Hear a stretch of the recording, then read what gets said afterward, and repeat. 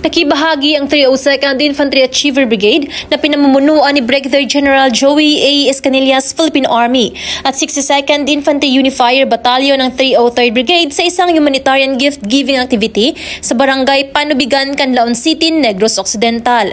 Ito ay para sa mga residenteng naapektuhan ng pag-aalburuto ng Mount Canlaon. Ang aktibidad ay pinangunahan ng PMCC or Provincial Management Coordinating Committee na pinamumunuan ni Ms. Faradiba G. Hintuya at Rotary Club of Dumaguete South.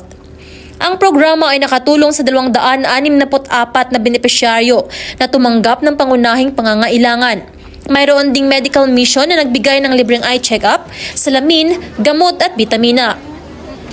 Isa namang mas malaking relief operation ang nakatakda na gagawin sa Pebrero 27, 2025 sa nasabing lugar sa Panubigan Elementary School na pangungunahan ng PMCC at Rotary Club of Dumaguete East.